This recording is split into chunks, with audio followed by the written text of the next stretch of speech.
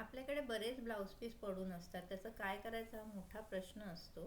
त्यापासून मी इथे तोरण तयार केलेलं आहे। अशा प्रकारे मी पट्ट्या कापून घेतल्या वेगवेगळ्या रंगाच्या आणि त्याच्यापासून आपण इथे तोरण करतो आहोत। हा थोडासा हिरवासर रंग आहे, तर त्याचं मी देठ तयार करते आहे। पेन्सिलीला हे गुंडाळून आपण त्याच्यापासून देठासाठी गोल तयार करून घेणार आहोत, पुंगळी तयार करून घेणार आहोत। आता हे जे आहे ते दोन्ही टोकं आपण चिटकवून घेतली। सुरुवातीला पण चिटकवलं आणि आता इथे सुद्धा मी ते चिटकवून घेते आहे। अशा प्रकारे आपलं हे देठ तयार झालेलं आहे। आता हे खूप मोठं होईल म्हणून आपण इथे अर्ध कापून घेऊ। अशी ही माझी देठ इथे तयार झालेली आहे। आता फूल बनवूया। त्याच्यासाठी इथे मी पिवळ्या रंगाचं हे पट्टी घेतली, ती अशी शिवत जायची। थोड्या थोड्या अंतरावर आपण ही शिवून घेतली। धागा घालून घ्यायचा मध्यभागी आणि जेवढं मोठं फूल हवं त्या प्रमाणात आपण एक एक पट्टी आपण त्याला जोडत जाऊया।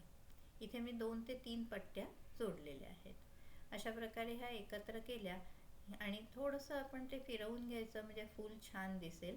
एकदम दाटलेलं अशी पाकळीचा आकार असा चांगला दिसेल। अशा प्रकारे फिरवून घेतलं आणि हे 2 टोकं आपण बांधून घेतली। अशा प्रकारे आपलं हे एक फूल तयार झालं। अशा वेगवेगळ्या रंगांमध्ये फुलं आपण तयार करून घेऊया। आता इथे मी पिवळा आणि नारिंगी अशा 2 रंगाची फुलं तयार केलेली आहेत। ही फुलं सगळी तयार झाली। आता जे आहे ते आपल्याला मध्यभागी लटकन घालायचं आहे, तर त्याच्यासाठी मी हे 2 रंग एकत्र करते आहे। ते सुद्धा असंच शिवून घेणार आहे। अशा प्रकारे आपण अंतरावरनं धागा घालत जायचा आणि त्याला खाली सरकवून हे अशा प्रकारचं आपलं लटकन तयार झालेलं आहे। इथे मी 2 फुलं आणि ही लटकन असं एकत्र करून मध्यभागी लावायसाठी तयार करून घेतलेलं आहे। आता ही फुलं आहेत आणि देठ आहेत, ती आपण दोऱ्यामध्ये ओवून घेणार आहोत। चांगला जाड असा दोरा घ्यायचा आणि त्याच्यामध्ये एक फूल, एक देठ, परत फूल, परत देठ अशा प्रकारे आपण हे ओवून घेतो आहोत।